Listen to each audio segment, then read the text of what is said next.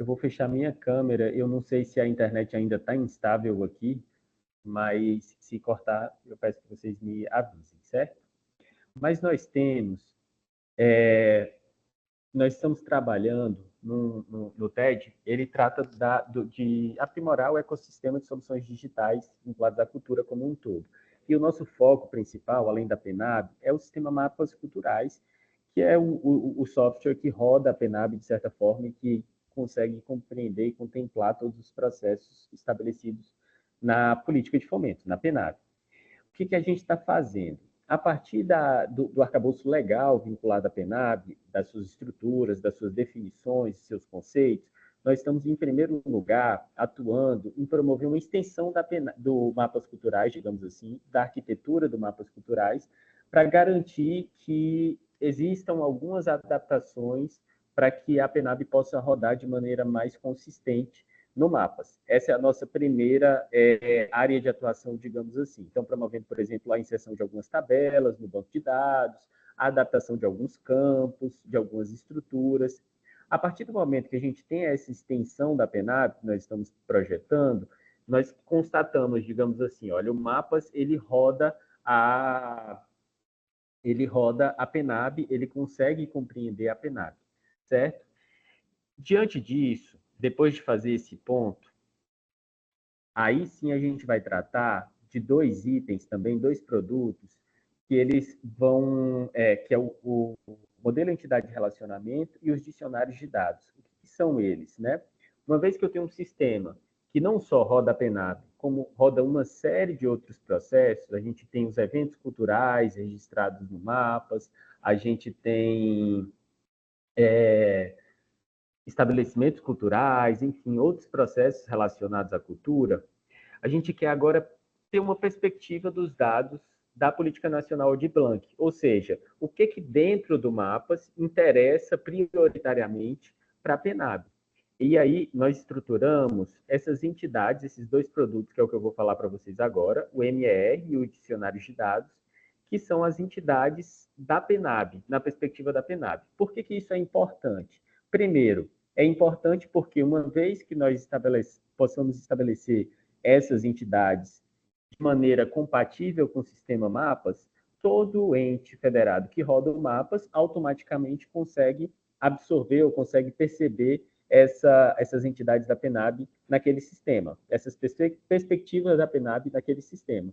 E outros softwares, outros sistemas ou outros entes que não possuem mapas, eles podem pular essa etapa e focar no que é mais importante para eles, que é a PNAB, que é a Política Nacional de Blanc, e como que ela se estrutura e como que ela representa, certo? Então, assim, antes de chegar no modelo entidade de relacionamento e nos dicionários, nós estamos estruturando, e eu vou mostrar um pouquinho mais à frente, esse SQL, que é uma consulta estruturada do banco de dados do Mapas para a PNAB. O que é isso? A gente parte da definição de que as entidades da PNAB elas são uma perspectiva direta e simplificada do banco de dados do SNCC, do sistema Mapas, para representar os processos específicos da PNAB. Cada entidade, na perspectiva da PNAB, é resultado de uma consulta estruturada ao banco de dados do sistema Mapas atualizados. E cada entidade vai possuir um dicionário de dados, que eu vou falar um pouquinho mais à frente. O que é esse dicionário? Então, diante disso, gente, a gente vai ter aqui o modelo entidade relacionamento e os dicionários de dados da PNAB. O que isso representa? Isso representa, na prática, quais são as entidades mapeadas para a execução da política e quais são os atributos que essas entidades, como que a gente materializa essas entidades. Por exemplo, o que é um agente cultural, que a gente está chamando de pessoas e organizações. Quais são os atributos que representam essas pessoas para a PNAB, o que é importante para o Ministério, o que é importante para um gestor cultural, para que ele possa categorizar, representar as pessoas e organizações contempladas pela política, né? Isso tudo está estruturado nesses produtos que a gente está construindo, que são o modelo entidade de relacionamento e os dicionários da PNAB, depois de mapear todos os fluxos, todos os processos vinculados à política. Depois de fazer isso, a gente tem uma última perspectiva, um último passo, antes de chegar nos painéis de dados, nos painéis de disponibilização, que é filtrar desses dicionários, quais dados são públicos. Por exemplo, um gestor de um estado, um gestor da Secult, por exemplo, ele precisa ter no seu banco de dados o CPF das pessoas e organizações, dos agentes culturais, ele precisa ter o nome completo, mas essas informações, obviamente, não vão estar vinculadas num painel de disponibilização de dados para todos os cidadãos. Então, assim, eu quero fornecer via LAI, por exemplo, ou via transparência ativa, eu quero fornecer os dados de de todos os agentes culturais contemplados pela PNAD, de certa forma. Eu não vou vincular o CPF dessas pessoas. Eu vou dizer qual é o gênero, qual é a raça, qual é o sexo, enfim. Eu vou dizer características dessas pessoas de maneira anonimizada. Essa consulta anonimizada, ela resulta no que a gente vai chamar de painéis de dados da PNAB. Esses painéis, nós estamos estruturando em 3 diferentes entregas, 3 diferentes produtos. Assim como a regulamentação da PNAB aborda. Então, eu tenho os agentes culturais, representados em pessoas e organizações, eu tenho as ações culturais e os programas e instrumentos de fomento, certo? Então, de certa forma, esse é o fluxo de um sistema mapas até chegar nos painéis de dados da PNAB, que é o que a gente está estruturando, certo? Então, a gente passa pela extensão da PNAB, atualização do banco, a gente passa pelas consultas em SQL para chegar nos dicionários da PNAB, e a gente tem esse filtro desses dados públicos para chegar nos painéis de dados da PNAB, certo?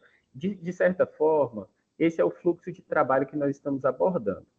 Então, com isso, e aí a gente já tratou um pouco no nosso último GT, a gente tem para cada entidade da PNAB um dicionário de dados, eu vou falar muito brevemente disso. O dicionário é basicamente a lista de atributos dessa entidade em seus diferentes formatos. A gente, para cada atributo, por exemplo, a gente vai dizer que atributo é esse, quais são os valores possíveis, qual é o tipo, se é um dado sensível ou não.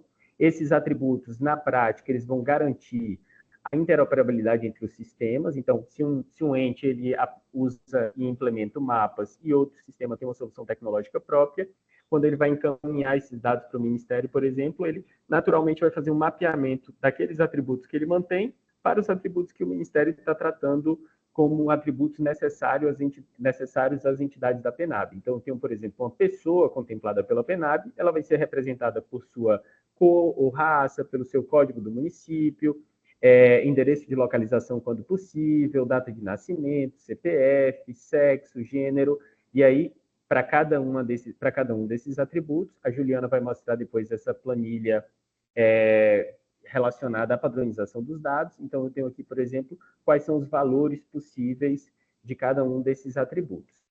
Eu havia dito. Cada entidade da PNAB vai ter um dicionário como esse. Eu não vou falar tanto disso agora nesse momento, eu queria só mostrar uma última coisa aqui no Figma para vocês, que é como isso chega no painel de dados.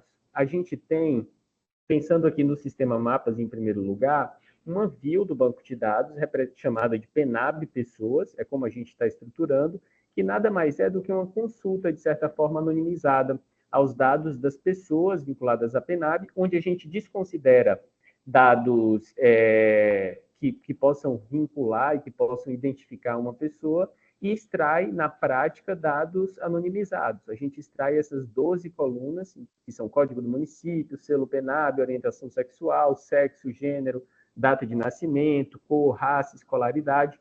Esses campos, que na prática eles vão ser a entrada para um dashboard ou para um painel de dados na PNAB. No âmbito do TED, nós estamos em paralelo à definição de quais atributos vão compor esse painel de dados, a gente estrutura uma consulta em SQL para o sistema mapas. Então, assim, um ente que já tem o sistema mapas, na prática, na versão atualizada, ele vai só rodar essa consulta e essa consulta já está dentro daqueles padrões de dados que nós estamos implementando, certo? Então, de certa forma, é isso que a gente tem feito. Eu vou mostrar para vocês a prototipação dos painéis, como que a gente está fazendo, como que a gente está lidando com esses dados, certo? Deixa eu só compartilhar aqui outra guia. Então, aqui nós estamos usando 2 soluções principais. Uma das soluções é o Metabase, que é uma plataforma de BI, basicamente, que está integrada diretamente ao banco de dados do Mapastec, e que a partir do Metabase eu consigo consumir aqueles dados, eu acho que eu posso até compartilhar aqui com vocês, só essa tela. Eu estou consumindo os dados da Bio de pessoas, certo? Sem mostrar muito a parte técnica, mas só para ilustrar para vocês que eu recebo uma tabela com idade, raça, gênero, escolaridade, informações que não são vinculadas aos indivíduos, aquelas pessoas. E aí, nós começamos a implantar os painéis de dados. Eu vou compartilhar aqui a outra tela. Cadê? Nós começamos a implantar esses painéis de dados, a prototipar esses painéis de dados com essas informações. Esse painel ele ainda está no Metabase como um protótipo, né? A gente ainda está colocando as informações, porque a gente tem uma grande dificuldade, que é o preenchimento desses dados. Se eu mostrar para vocês essa outra consulta aqui, por exemplo, a gente tem o percentual de campos vazios em que os agentes culturais ainda não preencheram. E eu acho que esse problema vai ser um problema comum que vocês também vão enfrentar. Então, tem um raça aqui, por exemplo, 93% da nossa base de dados do Mapastec ainda não foi preenchida e por aí vai. Então, em paralelo, só mostrando aqui primeiro o protótipo que a gente está desenvolvendo no Mapas. Isso aqui é fácil de ser embedado no próprio sistema Mapas mesmo ou em outro site. E, em paralelo, como os campos aqui não estavam sendo preenchidos, qual foi a solução que a solução intermediária para que a gente pudesse avaliar esses dados que a gente fez? Em primeiro lugar, eu gerei uma base de dados aleatória, uma base de dados fictícia, que ela representa exatamente a entrada dos dados do painel de pessoas. Então, é uma base, como vocês podem ver, que não vincula uma informação pessoal. Eu não consigo identificar de que pessoa ela faz parte. Eu tenho só data de nascimento, código do município, raça, sexo, gênero, orientação sexual, faixa de renda, escolaridade, por aí vai. Então, eu gerei essa base de dados fictícia e, a partir disso, nós desenvolvemos um painel de dados, que eu vou compartilhar aqui com vocês.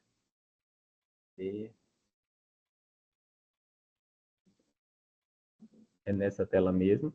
A gente está desenvolvendo um painel de dados em HTML mesmo, para que a gente possa ilustrar aonde a gente quer chegar, né? O objetivo é que o gestor, a partir dessa implementação da padronização de dados que ele tenha, ele possa gerar um painel interativo, que ele possa verificar, por exemplo, qual é o gênero das pessoas e filtrar e integrar esses painéis. Essa é uma outra solução tecnológica que a gente tem desenvolvido para que a gente possa vislumbrar o que a gente quer chegar lá na ponta com o Metabase. Então, eu quero, por exemplo, saber qual é a orientação sexual dos agentes culturais do Nordeste. Eu vou selecionar esses estados e visualizar aqui os campos, quantas pessoas com deficiência, qual é a cor, raça dessas pessoas, orientação sexual, faixas etárias, evidentemente com a opção de fazer o download desses dados. Tudo isso é uma versão prototipada desse painel. Então, nós estamos trabalhando nessas frentes, pessoal. Eu acho que minha apresentação foi um pouco mais apertada. Eu peço desculpa se não ficou tão clara. Houve esse imprevisto na hora de chegar aqui. Mas a gente está atuando nessa frente, em primeiro lugar, adaptando o sistema do banco de dados do Mapas, padronizando as informações que vão chegar nos painéis, dividindo os painéis dessas três maneiras e implementando duas soluções tecnológicas para esses painéis. Primeiro, no Metabase, já integrado ao banco de dados, e uma solução própria em HTML, JavaScript, com gráficos integrados, que a entrada é uma base de dados fictícia. Aí eu queria jogar a bola para vocês, verificar se vocês têm alguma dúvida, se eu falei muito rápido, pedir desculpa de antemão por isso. A gente queria muito ouvir dos estados, né, como é que tem sido essa reflexão aí sobre visualização de dados, né? A gente sabe que Pernambuco tem feito já tem, inclusive, né, publicado um painel de dados da LPG, mas queríamos ouvir, enfim, as experiências aí, que tipo de ferramentas estão usando, como tem avançado com isso, e até mesmo os estados que não desenvolveram ainda esse tipo de ferramenta, qual a impressão, né, sobre isso que a gente está desenvolvendo e que em breve vai estar disponível no Mapas.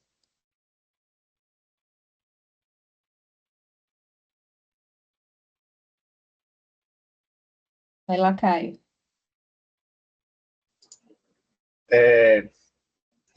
Boa tarde, pessoal. Então, eu sou do ABIC, né, de Pernambuco, Juliana já fez essa introdução aí, e a gente tem também um painel de dados ali da LPG e da Lab. A gente basicamente, só assim, fazendo uma introdução rápida, a gente usa o R para fazer, e a gente utiliza os dados que vêm dos formulários, né, que a gente constrói, a gente tem o observatório participa da construção dos formulários, o que facilita nessa coleta de dados e organização futura. E aí eu só queria te perguntar uma coisa, porque eu entendo que esses dados que você está colocando aí, o ideal seria que viesse do banco de cadastro do mapa, né? Que seria mais global do que aquele formulário ali para um edital específico da oportunidade X ou Y. E como você falou bem, tem muito ali coisa, tem muito dado que é faltante, né? Que é não preenchido. A gente sabe também desse problema que tem muita gente que não é agente cultural. Assim, esse cadastro no mapa deveria passar por uma limpeza grande. Eu queria saber qual é a tua perspectiva nesse sentido, sabe? Dessa sujeira no banco de cadastro do mapa e nessa questão de como é que seria essa limpeza, né? Se a gente ia ter uma barreira maior para o agente cultural se inscrever, enfim, esse tipo de coisa para que a qualidade dos dados no final, que vai entrar nesse dashboard, seja mais aprimorada, sabe? Que atualmente a gente só confia mesmo nesses dados das oportunidades, que vem dos formulários que a gente recebe e trata, sabe? Caio, eu acho que a Juliana pode complementar, mas eu acho que esse é um grande desafio.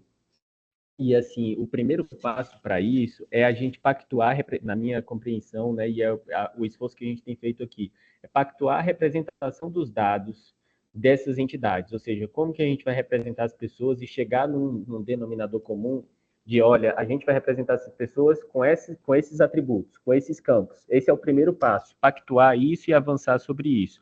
Diante disso, o ideal seria que todo esse cadastro pudesse ser rodado no Mapas, certo? Porque aí a gente já tem a relação com os painéis direta. Mas nós ainda estamos investigando, e eu acho que a IN e o que a Ju vai falar um pouco sobre isso agora, ela ataca exatamente essa questão. Pode dizer, Ju. É justamente isso. E no caso do Mink, Caio, ainda é mais desafiador, porque hoje a maior parte do recurso, né, grande parte do recurso do fomento direto, ele é destinado a estados e municípios, né? A União diretamente não executa editais aí desse montante dos 3 bilhões da PNAB.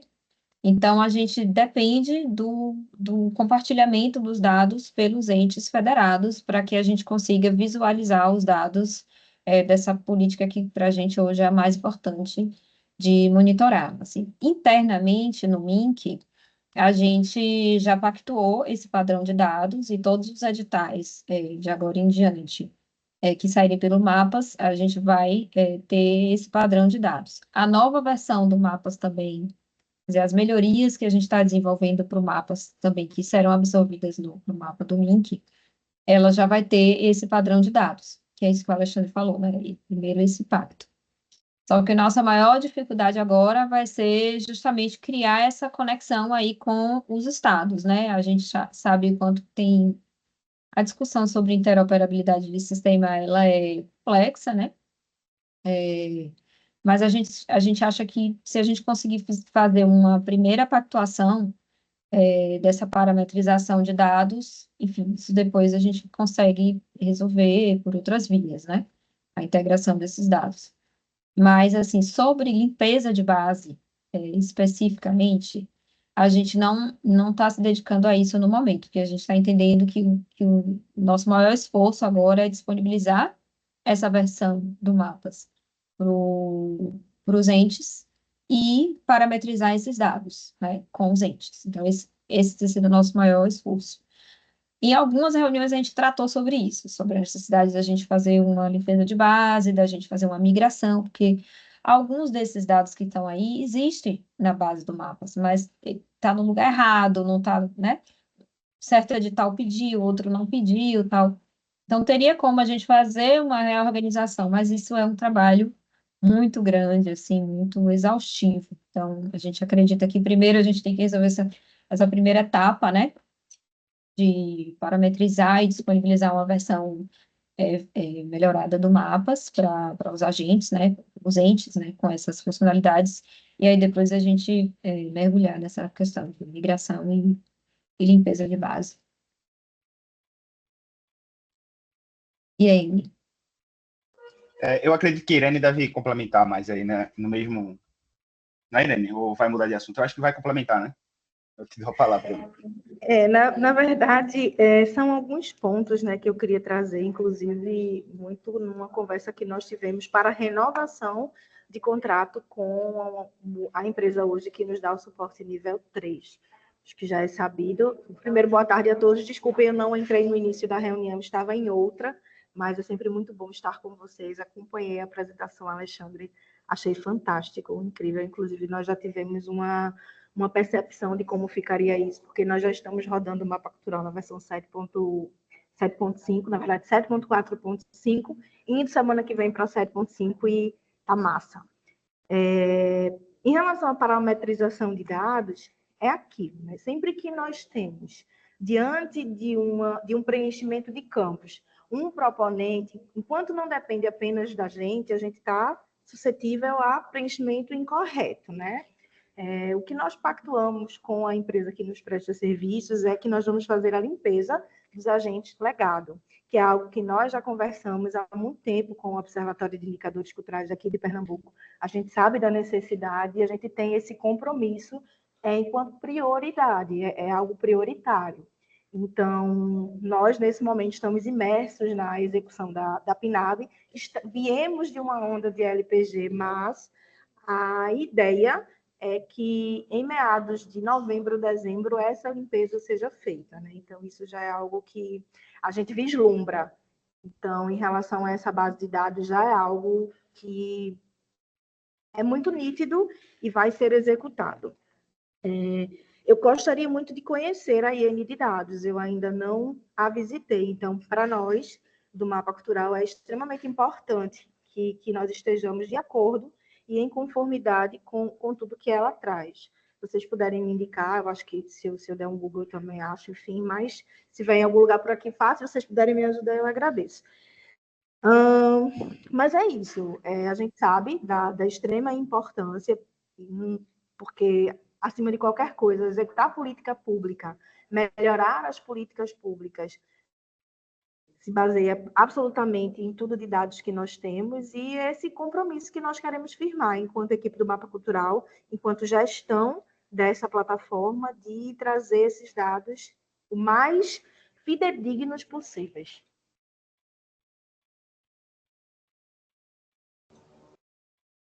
Eu queria só perguntar para a Irene quantos cadastros tem dentro da base que vocês vão atualizar e qual que é a estimativa de tempo que foi passado para vocês para fazer o esforço de depuração da base.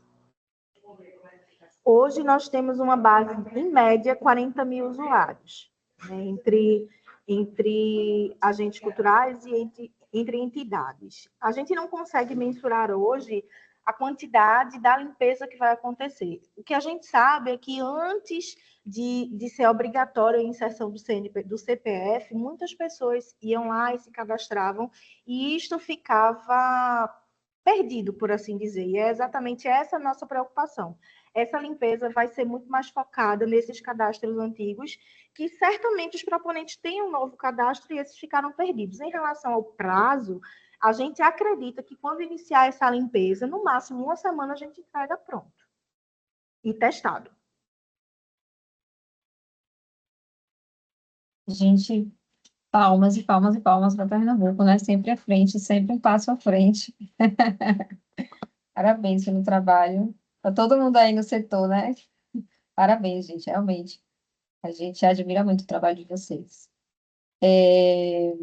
Então, sobre a limpeza da base, assim, a gente acha que sim, a gente vai ter que encarar isso em algum momento. Só que a gente está muito preocupado, muito mais preocupado agora com os entes, né? Dar um suporte aos entes, né? Porque não são todos que são com Pernambuco, assim, né? Já tudo bem desenvolvido.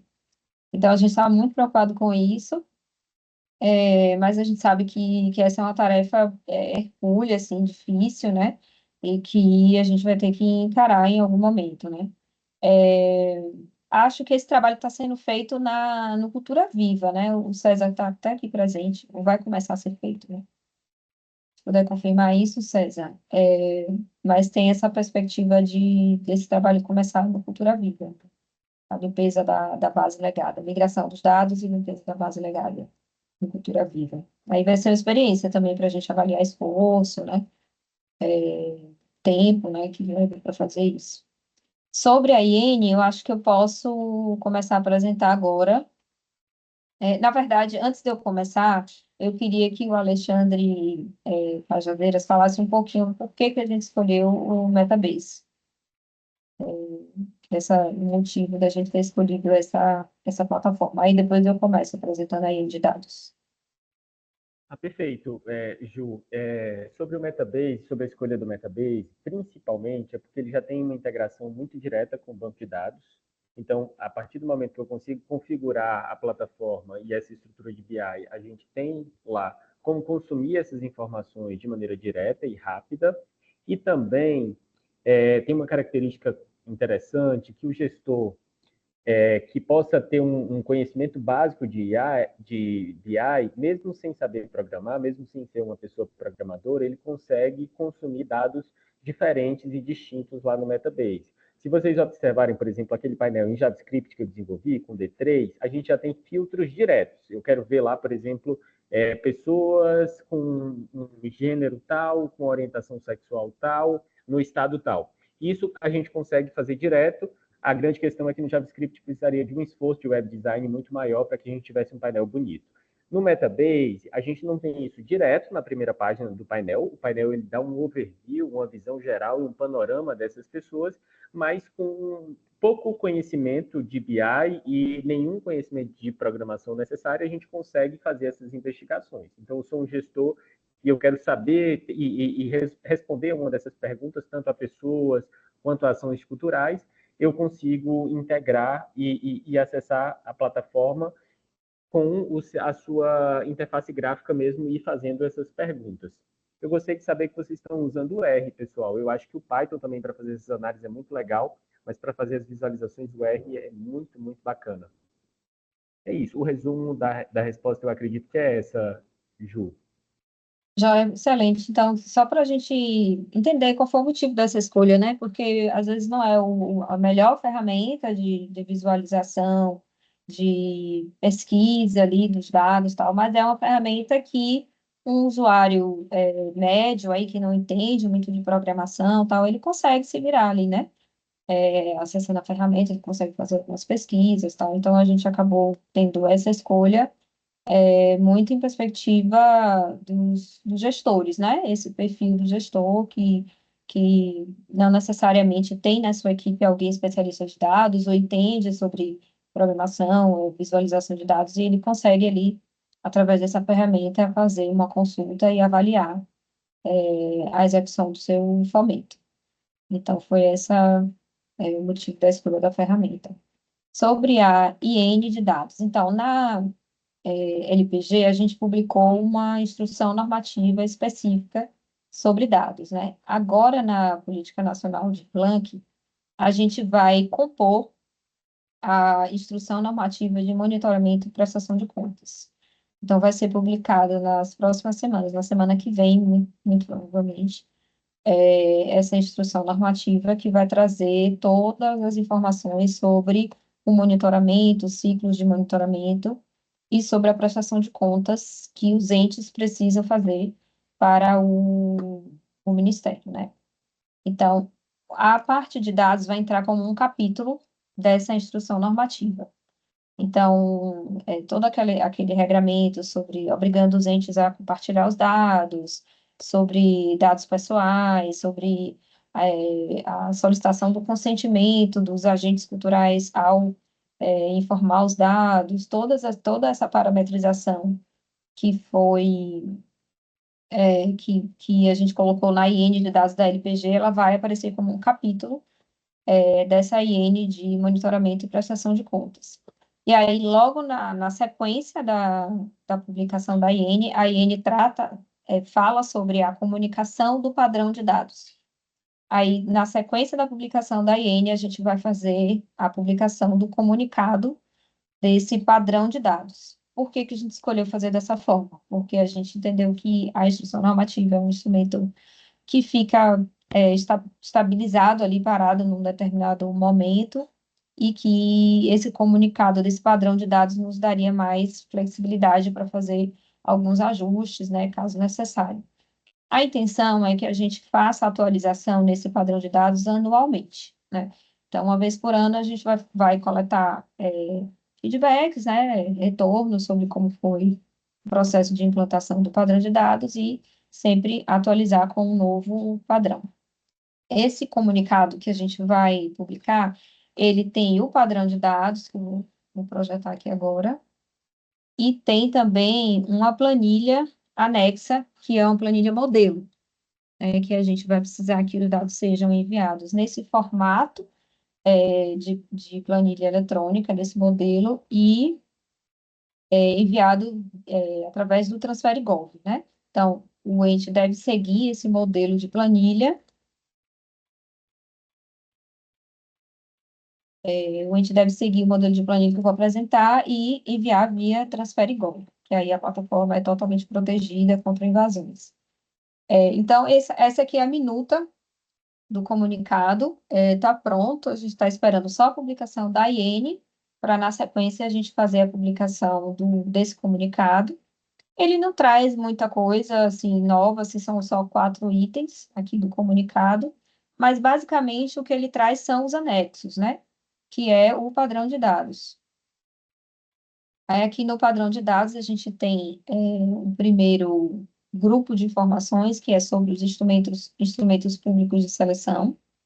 Esse padrão de dados ele é muito semelhante ao que a gente publicou da LPG, assim, o que teve de mudança foram mudanças pequenas, assim, mas quem acompanhou lá o da LPG, esse é bem semelhante. Então, tem um primeiro grupo de informações que é sobre os instrumentos públicos de fomento, né? E aí a gente pede as informações dos editais, título do edital, número, o link do edital, o resumo do objeto do edital, a modalidade de fomento, né? Que corresponde ao marco do fomento, o decreto 11453, decreto do fomento. O valor total do edital, número de inscritos, número de selecionados, 3 principais segmentos de atuação na cultura, presença de cotas, tipo de cotas, sempre com a possibilidade de informar outro, que a gente sabe que a diversidade e a criatividade da gestão cultural do Brasil é muito grande. Métodos de validação de cotas, outras ações afirmativas implementadas. Aí tem essa novidade aqui, que são os momentos do sistema cultural, que a gente está introduzindo, que é baseado no pensamento do professor Albino Rubim, que ele tenta identificar quais momentos do sistema cultural o edital promove. Então, aí tem umas categorias aqui desses momentos, e uma pergunta sobre a comissão de seleção, como foi composta a comissão de seleção. Aí depois vem um segundo grupo de informações, que é sobre os agentes culturais. Aí tem informações de perfil dos agentes culturais, pessoa física, né, nome, CPF, e-mail, data de nascimento, CEP, a situação do agente cultural na seleção, raça, cor, etnia, sexo, gênero, orientação sexual, renda, escolaridade, se é pessoa com deficiência, se considera indígena, se considera quilombola, se considera pertencente a algum outro povo ou comunidade tradicional. Aí tem a lista aqui, que é do decreto do Ministério da Saúde. 3 principais segmentos de atuação no campo artístico-cultural, 3 principais ocupações, profissões no campo artístico-cultural e se acessou recursos do Fomento à Cultura nos últimos 5 anos. Para o agente cultural, a organização, a gente está entendendo a organização pode ser tanto uma pessoa jurídica constituída formalmente, quanto um coletivo. Essas 2 figuras, para a gente, representam uma organização. Então, a gente pede informações dessa organização, do representante legal dessa organização, a situação da seleção, Aí, sobre se acessou recursos do Fomento à Cultura, principais áreas de atuação no campo artístico-cultural. No caso de pessoa jurídica formalizada, a gente pede o faturamento anual. E aí, as informações aqui, novamente, são informações de perfil, né, que é semelhante às informações do agente cultural pessoa física. Então, raça, sexo, gênero, orientação sexual, renda, escolaridade, se é pessoa com deficiência, se considera indígena, quilombola, as mesmas categorias. E no final, a gente pede informações sobre as ações culturais que foram selecionadas. Então, aí aqui a gente pergunta, faz esse link, né, com o identificador único, se o ente tiver um sistema, né, com identificador único, a gente pede que informe esse identificador para a gente poder linkar com o agente, com o ente, na verdade, e o CPF para a gente poder linkar com o agente. O título do edital, o valor solicitado, a modalidade de fomento, o resumo da ação cultural, 3 principais segmentos de atuação na cultura, e outro segmento de atuação na cultura. E aí, no final, vem os referenciais de categorias, né? Que é aquelas listas de categorias. Essa lista, ela cresceu, né? Mas a gente está tentando criar categorias o mais diverso possível para a gente poder depois agrupar em categorias intermediárias. E aqui no final vai vir a planilha de compartilhamento dos dados com o link. A planilha ela tem esse formato, que é o mesmo formato. Vocês continuam vendo minha tela? Estão vendo uma planilha? Não, ainda estamos vendo o Não. documento do Word. Tá com ordem. Deixa eu mudar para lá, então.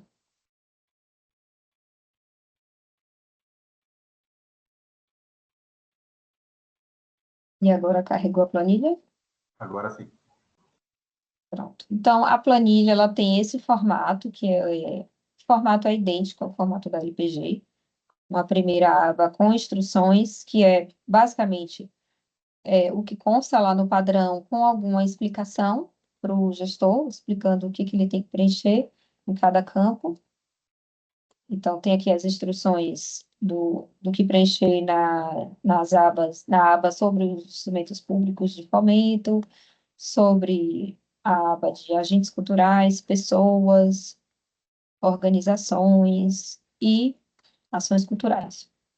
E aqui embaixo tem as abas específicas. E aí a planilha ela é estruturada com o mesmo padrão de dados que foi estabelecido lá no comunicado. Então, aqui a gente vai repetir, né, as mesmas informações que estão lá, só que aqui a gente traz os campos parametrizados, né, para evitar a inserção de dado divergente, né, e a gente poder coletar as informações de forma organizada. É isso.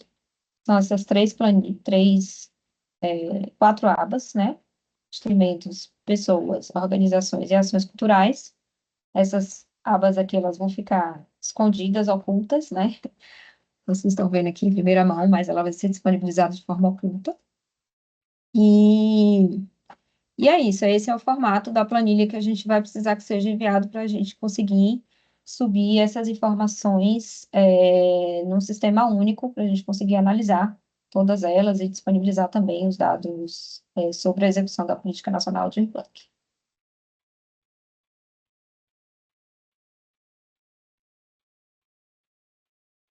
Ok. Irene.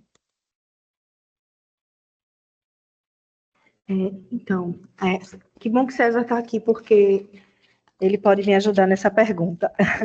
Quando a gente conversa em relação à categoria que para nós são linguagens, dentro do nosso escopo aqui em Pernambuco e no mapa, nós, inclusive, Caio, tu pode me corrigir se eu estiver errada, mas na época que nós éramos NIAP e não observatório, a gente tem aqui no nosso histórico que a gente fez essa alteração de inclusão, na verdade, para sub-áreas, porque ficou entendido que seria importante. Hoje nós temos, por exemplo, o artesanato como área E subárea arte em barro. Quando você... Levantei a mão quando você iniciou, Juliana, mostrando todas as categorias, que para nós são linguagens. Mas você também mencionou que fariam depois o ajuste para categorias intermediárias. Então, essas categorias intermediárias serão o que hoje para nós são subáreas? Entendi certo. Perfeito. Então, deixa eu explicar melhor. Assim, a gente ainda não chegou num consenso de como organizar esses diversos segmentos culturais, expressões culturais em categorias, né? Porque vocês sabem que isso gera muita polêmica, né? Por exemplo, o que entra em cultura popular, o que entra em cultura afro-brasileira, o que é dança popular, entra em cultura popular, não, é dança popular. Então, enfim, tem toda uma discussão sobre isso, né? E a gente ainda não conseguiu chegar num consenso sobre essa aglomeração, essa é a parte difícil. Então, como a gente ainda não conseguiu chegar nisso, e quando a gente conseguir, inclusive, ter uma proposta sólida, a gente pretende fazer uma rodada de escuta, de consulta pública e tudo isso. Então, a gente preferiu publicar essa lista, né, que ela tem ali a maior quantidade de segmentos possíveis, para a gente conseguir captar esse dado granularizado, e depois a gente fazer esse exercício de agregação em áreas. A gente já tem uma proposta, né, de agregação, mas essa proposta ainda está em estudo, ainda está em amadurecimento. Então, assim, esse exercício de áreas e sub-áreas, né, a gente também está fazendo aqui. Mas é isso, a gente ainda não conseguiu chegar a um consenso. E uma coisa que a gente sempre tem colocado é a possibilidade do agente cultural inserir um segmento novo, né? Porque a gente não quer também bloquear essa expressão cultural brasileira, assim, que a gente sabe que é muito diverso, e não somos nós aqui de Brasília que vamos conseguir retratar, né, toda essa diversidade cultural brasileira. Então, a gente está sempre colocando a categoria outro, para que o agente cultural se sinta livre para colocar. Assim, uma coisa que a gente mudou da LPG para essa da PNAB é a possibilidade dele colocar 3 segmentos, porque a gente está entendendo que no cenário cultural é muito comum ter integração entre as expressões culturais, né? Entre as áreas de atuação do agente cultural, é muito comum o agente cultural atuar em diversas áreas, né, simultaneamente. Então, a gente acrescentou isso, né? Ele vai poder mencionar 3 principais e cadastrar um outro, se ainda assim ele achar que não está contemplado naquelas 3 categorias. Então, a gente está tentando resolver dessa maneira. Entendi, Ju, muito obrigada. Deixa eu te falar, como é que funciona aqui, né? Pelo menos para a nossa realidade atual.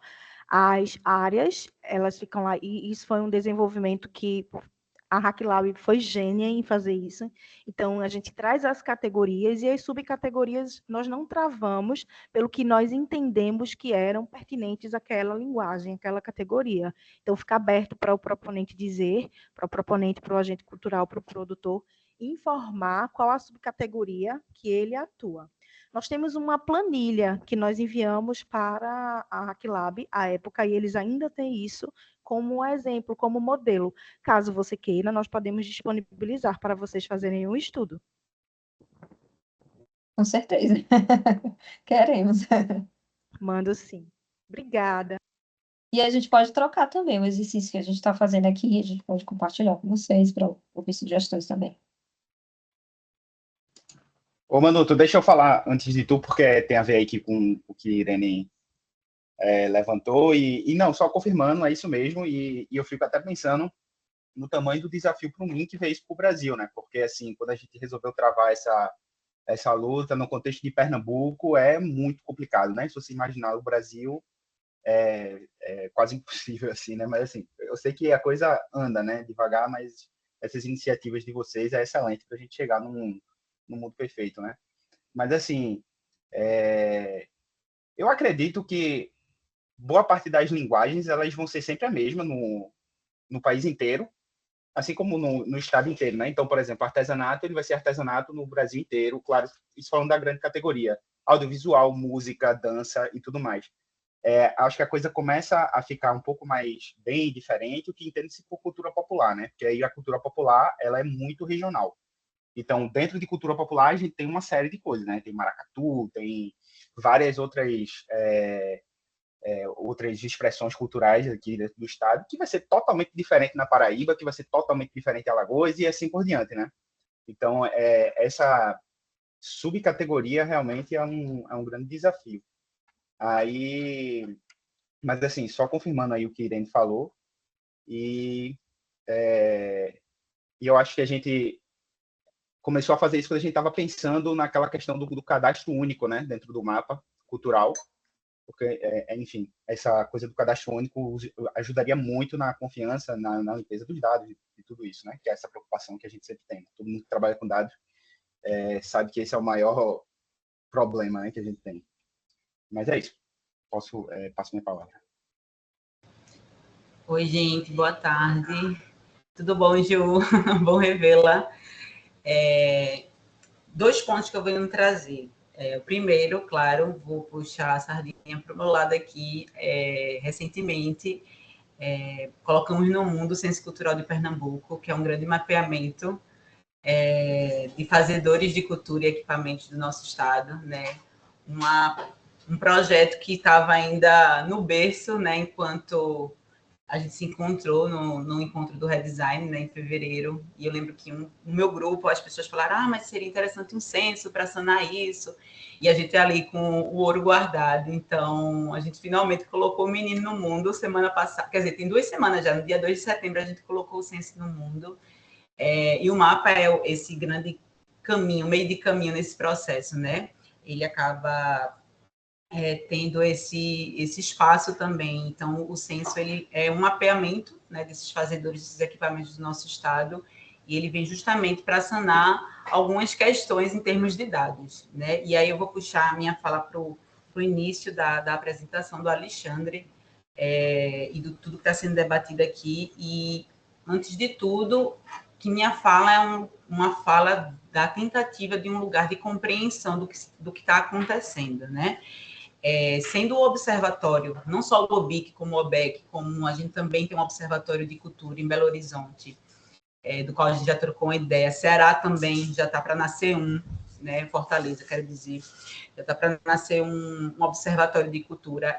Cada vez mais a gente vê esse nascimento de observatórios, né? E os nascimentos de observatórios, eu que venho também do turismo, percebo muito essa necessidade de crescimento, porque cada ente estadual tem a necessidade de tratar seus dados ali, né, com maior realidade possível, vamos assim dizer. Então, no turismo isso vem acontecendo, já tem a rede mais de 6 anos, e na cultura esse movimento também vem crescendo cada vez mais. E estando nesse lugar de setor de pesquisa, de trabalhar, né, não só fomentar os dados, mas trabalhar do ponto de vista quantitativo e qualitativo, me preocupa muito essa questão da poluição da informação no mapa. Eu sei que não é uma preocupação que existe do MINC agora, eu sei que é um esforço que Irene vai realizar mais previamente, mas me preocupa muito esse lugar, que é um debate que a gente já vinha tendo aqui dentro da secretaria, principalmente porque o observatório daqui de Pernambuco,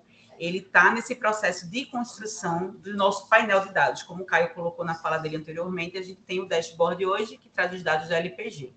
E a ideia é que a gente concentre tudo isso também dentro de um espaço, de um sítio, né, que vai trazer não só esses painéis de dados, mas também outros materiais, como relatórios, né? Então, hoje o banco de dados ele é o nosso principal ouro. É a partir dele que a gente faz todo o tratamento dessas informações. E uma parte delas vem do mapa, né? A gente também realiza outras iniciativas, como é o censo, como outras pesquisas que a gente vem desenvolvendo para a captura dessas informações. Então, o OBIC é esse globo, né? O mapa é uma das estratégias da gente captar essas informações, mas a gente também tem outras enquanto um setor de pesquisa. E aí minha fala é justamente nesse lugar de preocupação, porque enquanto o MINC não fizer este movimento de realizar esse tratamento, essa limpeza dessas informações, a gente vai estar ali com as informações mais fidedignas, né? Se tratando de Pernambuco. E aí, para quem for consumir essas informações, seja o fazedor, seja pesquisadores, seja gestores públicos, enfim, vai ficar um lugar muito complicado, né, dessa descompensação entre informações. Então, enquanto setor de pesquisa, não somente eu, mas é um debate que a gente tem aqui na equipe, me preocupa muito, né, porque, por exemplo, no turismo, a gente tem uma série de observatórios, mais de 60 observatórios, claro, a gente faz parte dessa rede também de turismo, né, enquanto cultura, existe essa interseção. Existe um observatório nacional em que existe também um painel de dados, né, trazendo essas informações dos entes estaduais. E desde 2019, salvo engano, esses dados não são atualizados, né? Então, eu tenho uma preocupação neste lugar também, né, de como a gente vai pensar. Eu sei que eu estou um pouco ansiosa, né? Eu já estou adiantando aqui, mas por ter vivido essa experiência em um outro setor, mas é um setor muito próximo à cultura, né? E eu estou vendo, percebendo, do ponto de vista nacional, que a cultura vem fazendo o mesmo movimento. Então, estando eu e a equipe aqui hoje num lugar de um setor de pesquisa, me preocupa muito, sabe, Ju? Então, essa problematização que eu coloco aqui, tá? Porque acho que eu falo pelos outros observatórios também, que a gente vem nos reunindo, até para trazer a nossa experiência, né? E a gente tem um mapa aqui que é um grande aliado do OBIC, né? Somos setores que trabalhamos lado a lado, somos complementares, né, Irene? E aí eu trago essa problematização aqui para vocês que são do MINC, a partir também do que a gente debateu lá em fevereiro, né? Que eu estou aqui ainda com as minhas anotações bem bonitinhas. E aí, juntando com que a gente também tem interesse enquanto Estado, né, enquanto Secretaria de Cultura de Pernambuco, entender esse lugar. E aí me preocupa muito essa questão dos painéis. É isso.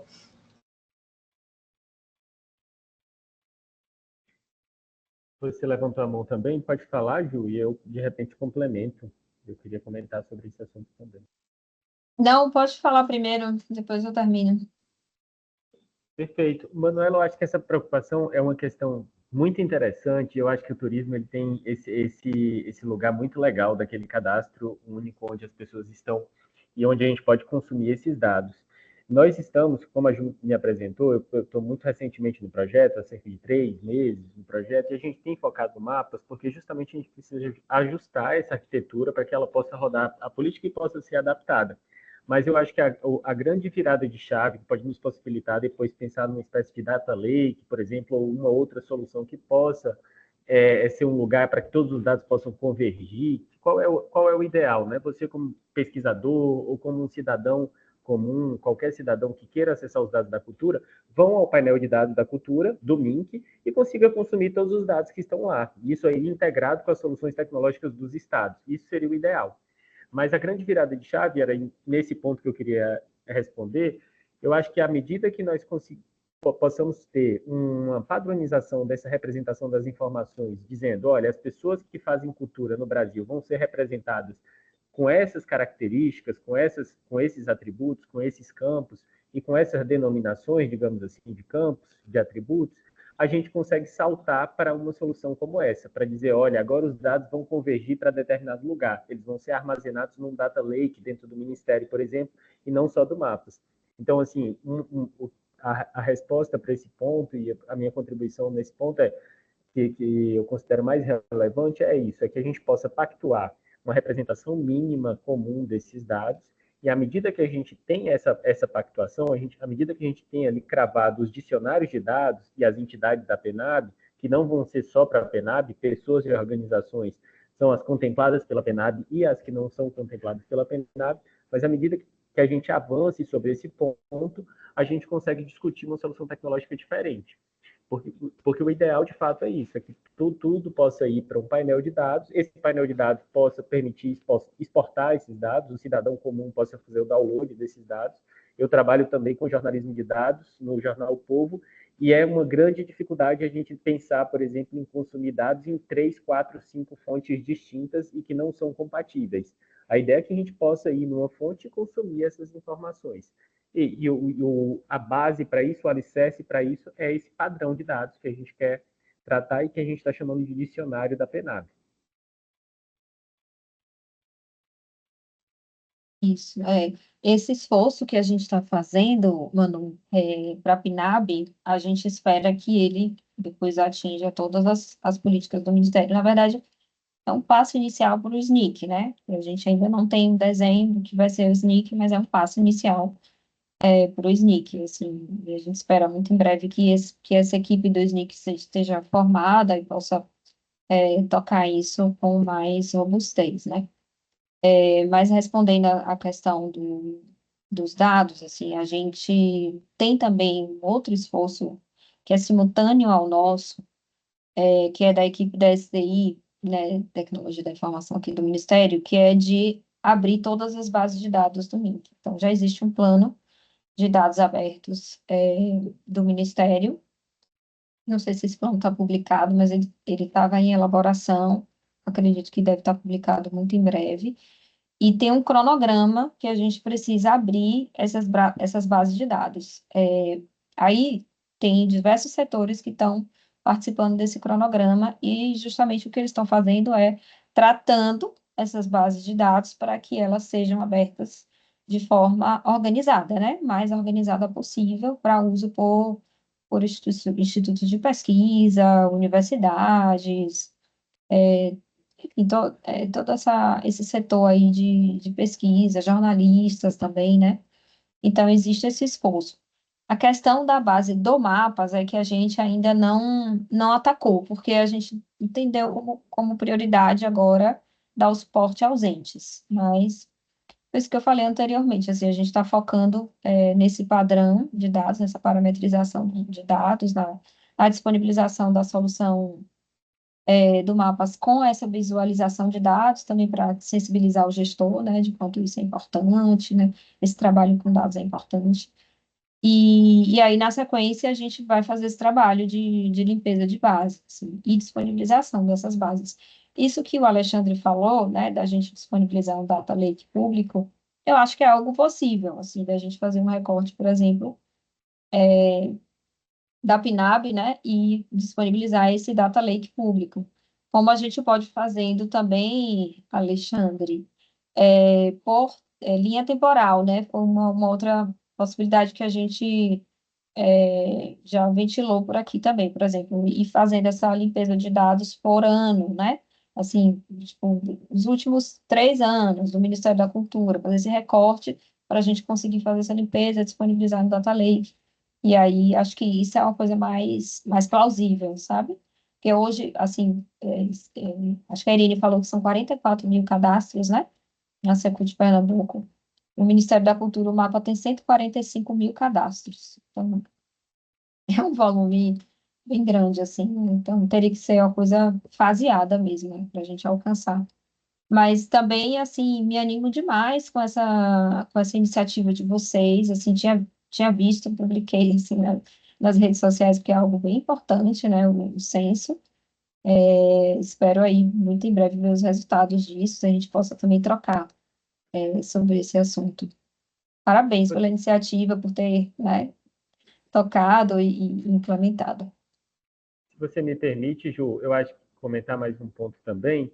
Eu acho que é interessante a gente pensar, pessoal, e eu não sei como é que vocês estão abordando essa questão, mas uma coisa que nós fizemos agora no âmbito do MINC também, pensando na publicação da IN, é reduzir alguns campos que nós eventualmente perderíamos a informação dos entes para integração com outras bases de dados públicas. Por exemplo, nós queremos saber o KENAI, que é a categoria de atividade econômica de uma organização, de uma PJ. No lugar da gente ter que pedir isso para o ente, a gente tem a Receita Federal com a API que disponibiliza esse dado. Então, a ideia é que a gente tem feito é mapear oportunidades de integração com outras fontes de dados para que a gente evite duplicação, por exemplo, e evite possíveis inconsistências. Então, para que o agente não tenha que especificar qual é o KNAI dele, o KNAI obrigatório, o prioritário e secundários, a gente vai tentar consumir essa informação de outro lugar. Outra coisa, o código do município do IBGE, a gente vai tentar consumir pela API do IBGE. Então, só um comentário rápido para saber se vocês estão fazendo isso também, mas um esforço que nós estamos fazendo é de mapear alguns dos campos e alguns dos atributos que podem ser integrados a outras fontes externas, para que a gente evite esse tipo de problema. Te respondendo aí, Alexandre, eu acho que Irene poderia me ajudar um pouquinho também na resposta. Quando eu falei antes, né, que a gente teve uma iniciativa de tentar fazer um cadastro único em Pernambuco, no mapa de Pernambuco, a gente fez esses cruzamentos de dados, inclusive hoje. Eu não sei se isso é uma coisa que é só no mapa de Pernambuco ou não, essa integração com o GovBR, de você poder se inscrever utilizando o seu GovBR, e aí a gente tinha, né, na ideia justamente isso, né? Você ter informações mais fidedignas, trazendo esse tipo de informação de outros bancos, né, do governo federal, e não pedir essas informações para o ente em si, apesar de ter ali algumas coisas que tinha né, que às vezes ele preenchendo na hora ele vai dar uma informação mais atualizada do que uma informação que está lá no cadastro do CPF dele há 200 anos atrás, sabe? Mas aí a gente estava atento nisso, e aí eu não sei em que pé, sabe, isso parou, né, nessa questão desse cruzamento de dados com outros órgãos. Então, te complementando, Ju, se você me dá licença, a gente tem o GovBR, eu acho que César também pode me ajudar, se ele tem histórico de que tem outros estados. Nesse momento, nós utilizamos o GovBR como segurança. O que é que acontece? Antes, quando ainda não tínhamos a validação do CPF, qualquer agente podia inserir qualquer CPF. Hoje, o GovBR, ele nos ajuda a validar o CPF, um e-mail válido e o nome do agente que está se inscrevendo. Entretanto, o proponente não precisa e não deve ficar acessando pelo GovBR. Foi algo que nós ainda não evoluímos no desenvolvimento. Nós entendemos que precisávamos dar continuidade e resolver as demandas da LPG e da PNAD, mas também é algo que nós conversamos com a HackLab, que é a nossa empresa parceira, para nós voltarmos. Mas nesse momento, o que nós podemos assegurar do GovBR é essa validação de dados, que já minimiza muito os erros e dados incorretos em relação aos agentes. Uhum. A integração com o GovBR, ela não é padrão, né, do Mapas, mas a gente está, nessa versão que a gente vai disponibilizar, a gente já vai disponibilizar ela com essa integração, com o GovBR. Assim. O mapa do MINC ainda não está com essa integração, porque a gente achou que seria muita informação para o agente cultural, assim, já recebeu um mapa totalmente novo, e ainda aprender a usar o GovBR, então a gente achou que uma coisa de cada vez seria melhor, mas já está implantada, inclusive, no mapa do MINC, a gente só precisa, nos próximos meses, aí, fazer esse lançamento, que a gente entendeu também que é meio crise, assim, para a agente cultural, né? Já chegar com uma forma de logar diferente. Então, uma coisa de cada vez. Mas, de fato, o GovBR, ele nos ajuda muito, assim, na validação dos cadastros. Gente, eu vou precisar sair agora, inclusive, eu vou fazer um convite, porque a gente tem uma live do Prêmio Cleodon Silva, que é um prêmio que a gente está fazendo para estimular o desenvolvimento de melhorias e soluções aí para mapas culturais. É um prêmio que a gente lançou para a comunidade, né, para ativar esse ecossistema. E começa agora às 17 horas, eu preciso correr aqui para testar os microfones e entrar lá na live. Mas vou deixar vocês aí em boa companhia. Obrigada pela presença e até a próxima. Tchau, tchau, Ju.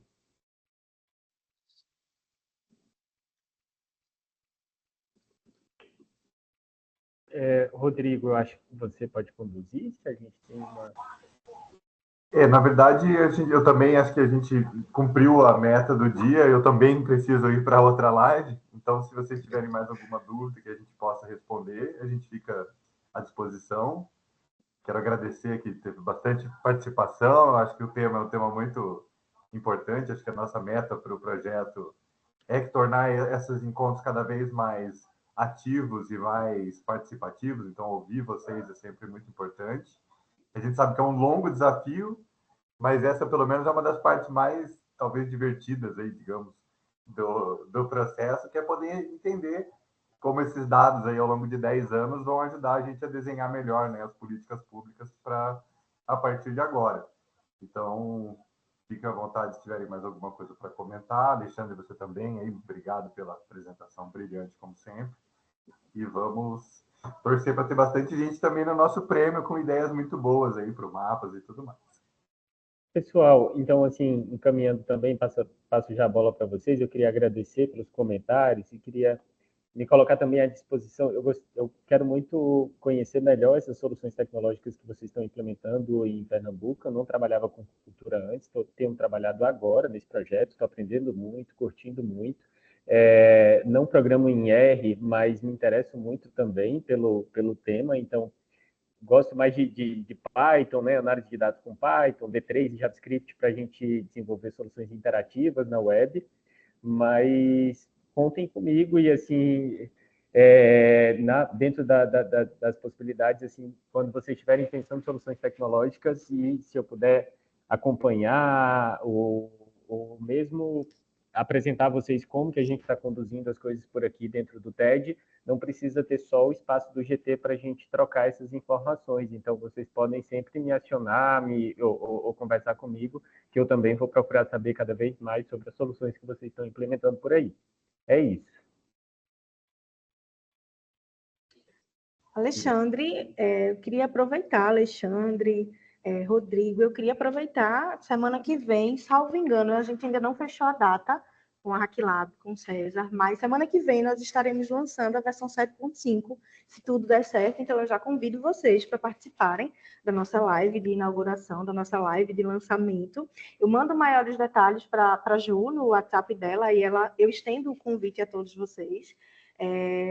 Nós temos o Homolog, né, que é hoje a nossa ferramenta de testes de absolutamente tudo. Então, tudo que nós pensamos em executar, o observatório também bebe muito da fonte do nosso ambiente de Homolog.